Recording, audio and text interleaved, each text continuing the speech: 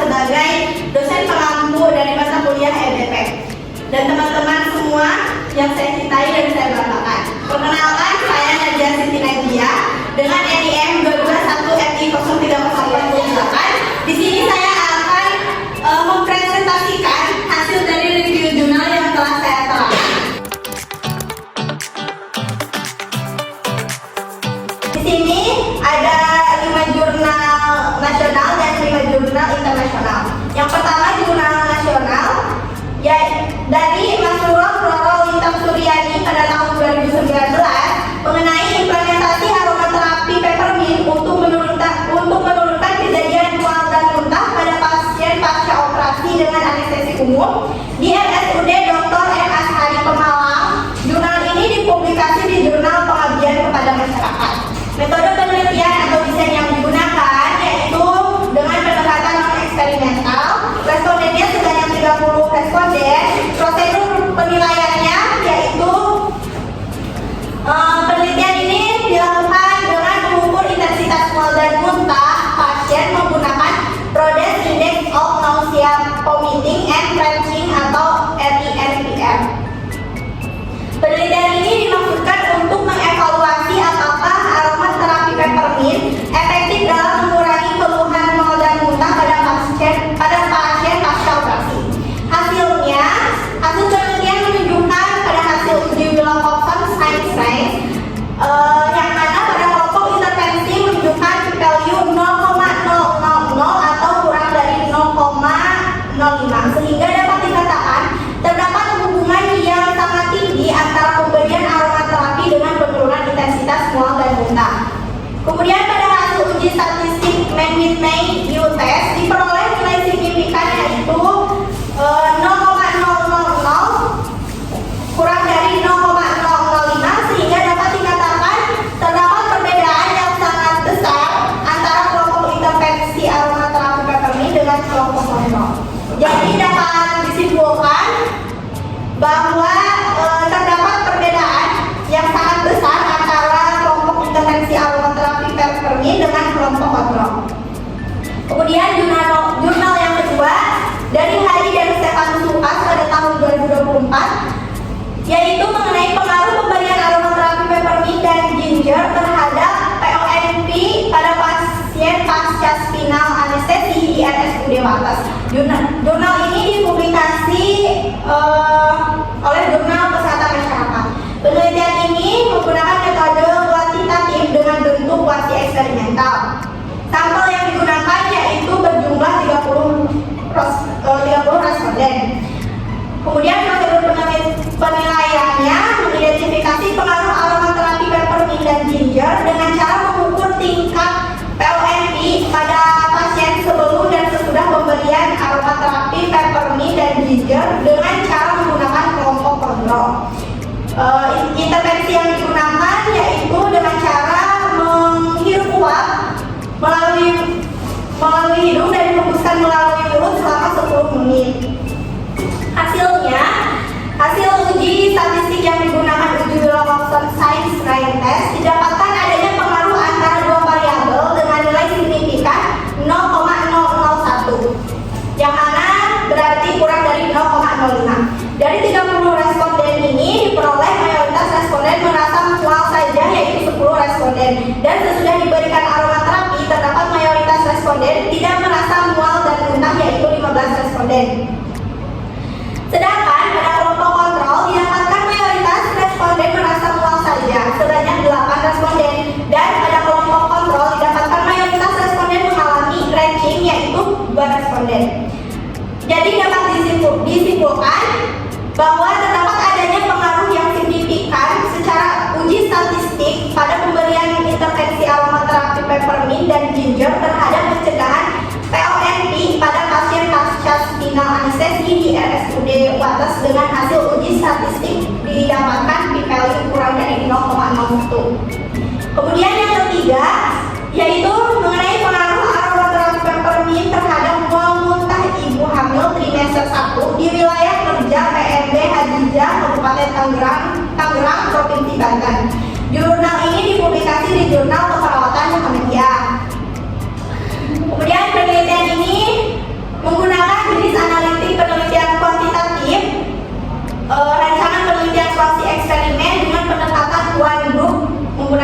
dan potas. Kemudian sampel yang digunakan yaitu 20 ibu hamil trimester pertama.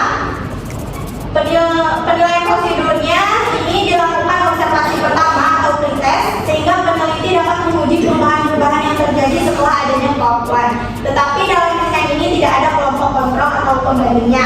Kemudian hasil penelitiannya diketahui muatan sebelum diberikan aromaterapi peppermint adalah 8,90 dengan nilai standar deviation 1,944.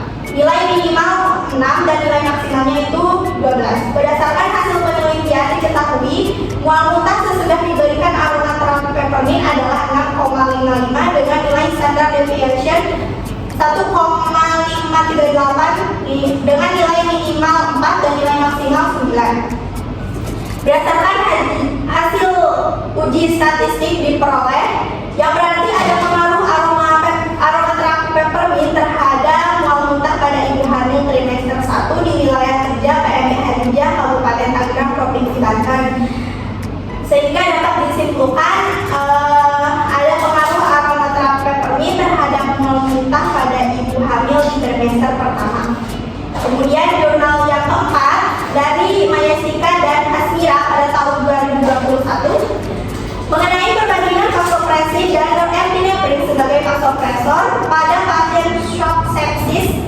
Jurnal ini dipublikasi oleh Jurnal Anestesi Perioperatif. Penelitian ini merupakan penelitian uji klinis atau clinical trial dengan metode acak bersama ganda yang berjumlah 36 responden, yang mana penilaian prosedurnya yaitu membagi dua kelompok penelitian yang terdiri dari kelompok pertama pasien sepsis yang mendapatkan vasopresor norepinephrine dan kelompok kedua yang mendapat vasopressin. Kemudian hasil penelitian ini menunjukkan bahwa penggunaan vasopressin sebagai vasopresor pada pasien shock sepsis menghasilkan beberapa perbedaan signifikan dibandingkan dengan norepinephrine. Secara keseluruhan, kelompok yang diberikan vasopressin menunjukkan peningkatan tekanan darah sistolik dan MAP yang lebih baik dibandingkan kelompok norepinephrine pada jam ke-6 dan jam ke-24 setelah intervensi. Selain itu, ada perbedaan dari kadar laktat dan ureum pada kelompok vasopressin lebih rendah secara signifikan dibanding dengan norepinephrine pada jam ke-24. Kemudian pada kelompok vasopressin juga menunjukkan rata laju nadi yang lebih rendah atau bradikardie serta tingkat pH yang lebih stabil dibandingkan dengan kelompok norepinephrine pada jam ke-24. Jadi dapat disimpulkan berdasarkan parameter laju nadi, kelompok vasopressin memiliki nilai rata yang lebih rendah dibanding kelompok norepinephrine. Tekanan darah sistolik dan MAP pada kelompok vasopressin memiliki peningkatan yang lebih signifikan dibanding kelompok norepinephrine. Kemudian kadar laktat dan kadar ureum darah pada kelompok vasopressin lebih rendah secara signifikan pada jam ke-24 dibanding kelompok norepinephrine. Kemudian jurnal yang kelima dari Mayasika dan Hasmira pada tahun 2021, perbandingan blokade pectoralis dan blokade erector spinae menggunakan bukti alkain 0,25% terhadap durasi analgesia dan kebutuhan morfin pada operasi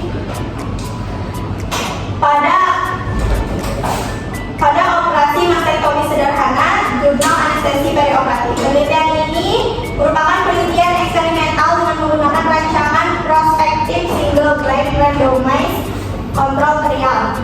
Penelitian ini respondennya berjumlah 32 subjek di RSUP Hasan Sadikin.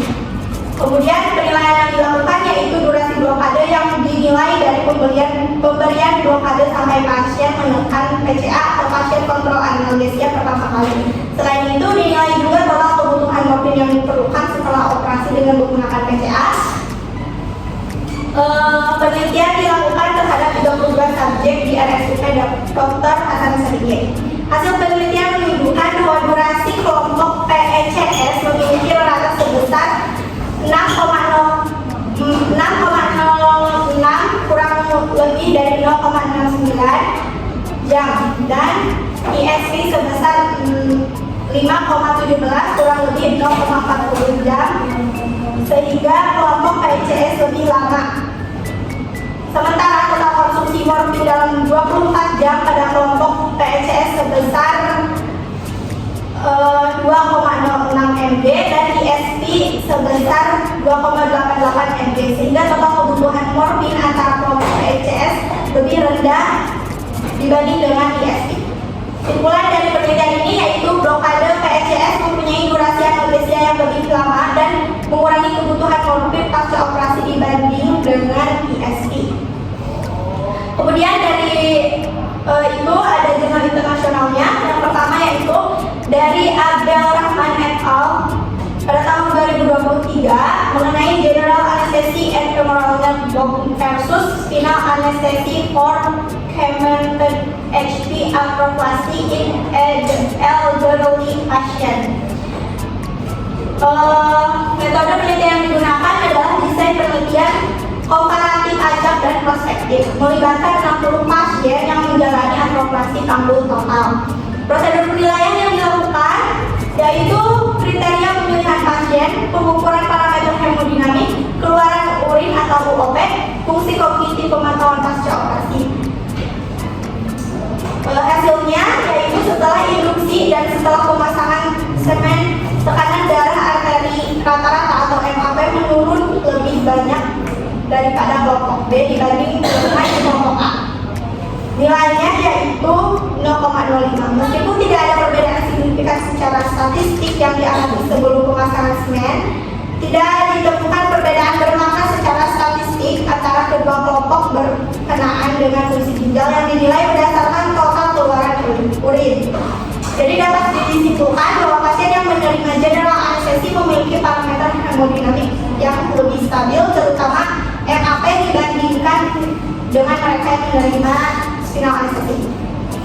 Kemudian yang jurnal yang ketujuh dari Abelsold et al. Pada tahun 2021 mengenai the effect of opioid-free versus opioid-based anesthesia on breast cancer pain score and immune response. Penelitian ini merupakan studi prospektif yang respondennya berjumlah 40 pasien wanita dewasa yang dijadwalkan menjalani HRM. Kemudian prosedur penilaian dalam jurnal ini itu mencakup pengukuran intensitas nyeri menggunakan PAS, kemudian penilaian mual muntah pasca operasi, evaluasi kepuasan pasien dengan skala penilaian verbal screening untuk nyeri neuropatik menggunakan kuesioner Doppler neuropatik 4 atau DM4, analisis sitokin untuk merespon imun serta pemantauan stabilitas hemodinamik pasien. Hasilnya yaitu terdapat penurunan skor nyeri yang signifikan secara statistik saat istirahat dan saat bergerak pada kelompok OPA. Rasa mual muntah pasca operasi menurun secara signifikan pada kelompok OPA. Pasien dalam kelompok OPA lebih puas dibandingkan dengan pasien dalam kelompok OPA. Dengan menggunakan skala penilaian verbal untuk kepuasan P kurang dari 0,001, terdapat insiden nyeri neuropatik yang rendah secara signifikan pada kelompok OPA. Selain itu, menemukan perubahan signifikan pada interleukin 10 sehingga dapat disimpulkan OPA itu aman dan efektif dalam mastektomi karena menurunkan skor nyeri dan kejadian nyeri neuropatik pasca mastektomi lebih jauh lagi. OPA juga menunjukkan respon imun yang lebih baik pasca operasi. Jurnal yang ke-8 yaitu Comparison of Resistive Heating and Forced Air Warming to Prevent Inadvertent Perioperative Hypothermia. Jurnal British Journal of Anesthesia.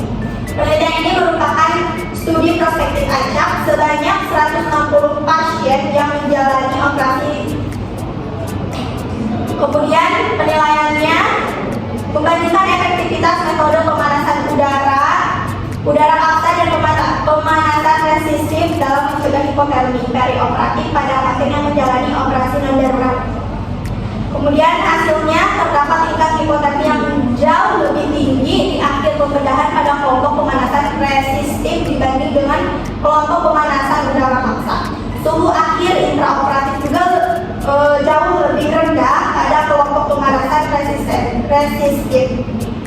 Hipotermi di akhir pembedahan pada kedua kelompok pemanasan umum terjadi, yaitu 36% pemanasan udara paksa dan 54% pemanasan resistif.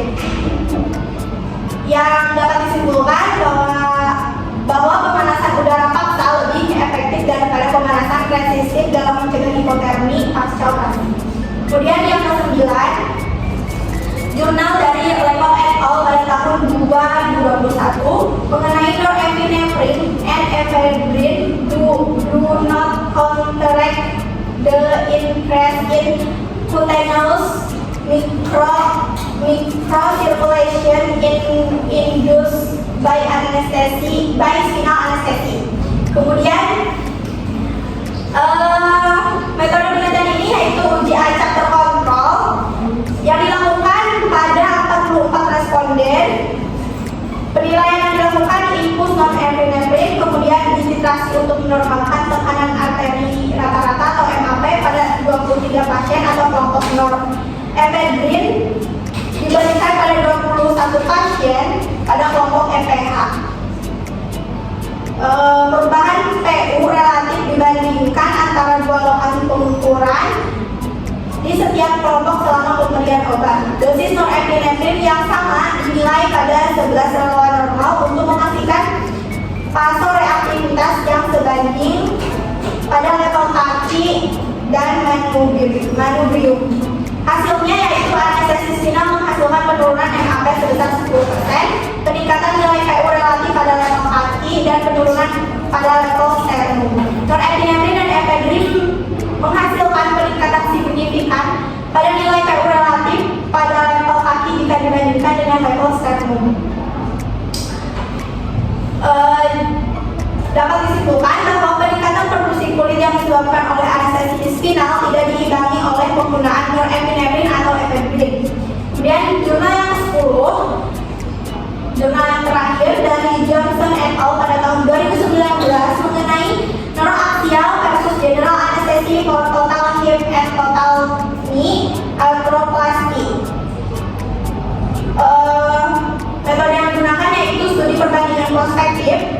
Penelitian ini mengikut sertakan 29 penelitian yang melibatkan 10.488 responden. Penilaian yang dilakukan yaitu menyelidiki mortalitas, morbiditas mayor, dan hasil pengalaman pasien yang secara langsung membandingkan neuroaxial atau spinal atau epidural dengan anestesi umum untuk arthroplasty lutut total. Hasilnya dibandingkan dengan anestesi umum, anestesi neuroaxial secara signifikan mengurangi lama tinggal di rumah sakit. Tidak ditemukan perbedaan yang signifikan secara statistik antara anestesi neuroaxial dan anestesi umum untuk mortalitas, durasi pembedahan, infeksi pada lokasi pembedahan, atau kelumpuhan saraf, mual muntah pasca operasi, atau penyakit tromboemboli saat profilaksis. Kemudian dapat disimpulkan bahwa anestesi neuroaxial untuk arthroplasty panggul total atau lutut total atau keduanya tampak sama efektifnya tanpa peningkatan morbiditas jika dibandingkan dengan anestesi umum. Baik, mungkin itu saja review jurnal dari saya. Barangkali ada yang mau ditanyakan atau didiskusikan, boleh dari sekarang.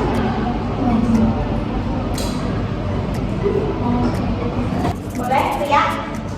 Mengenai jurnal yang kedua, itu kan tadi disebutkan bahwa aromaterapi peppermint dan ginger yang dikirim selama 10 menit. Terus apakah durasi intervensi ini sudah sesuai dengan standar atau ada kajian lain yang mendukung durasi tersebut? Durasi ini sudah sesuai standar atau belum? Ya, Kalau menurut saya, durasi ini durasi yang diberikan intervensi selama 10 menit ini kemungkinan pada studi sebelumnya atau praktik yang menunjukkan bahwa waktu ini cukup untuk menghasilkan efek terapeutik dari aromaterapi. Namun durasi ini mungkin belum dapat disebut standar karena standar waktu intervensi berbeda-beda tergantung jenis bahan aromaterapi, metode aplikasi yang digunakan, kemudian tujuan klinisnya seperti itu.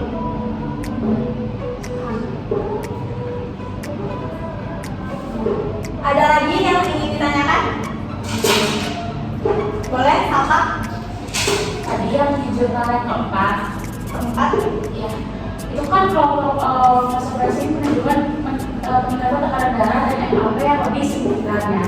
apakah perbedaan itu secara teknis cukup untuk menggantikan non-FDP atau tidak? Apakah perbedaan ini secara klinis cukup untuk menggantikan non-FDP? Baik, izin menjawab ya Bapak. Pada kelompok vasopressin memberikan indikasi yang baik, tetapi keputusan untuk mengganti kepada norepinephrine itu sepertinya memerlukan bukti tambahan dari penelitian dengan sampel yang lebih besar dan durasi yang lebih panjang. Seperti itu. Apakah cukup? Apakah ada yang ingin ditanya lagi? Tidak. Oke, baik, mungkin itu saja. Terima kasih. Wassalamualaikum warahmatullahi wabarakatuh. Waalaikumsalam warahmatullahi wabarakatuh.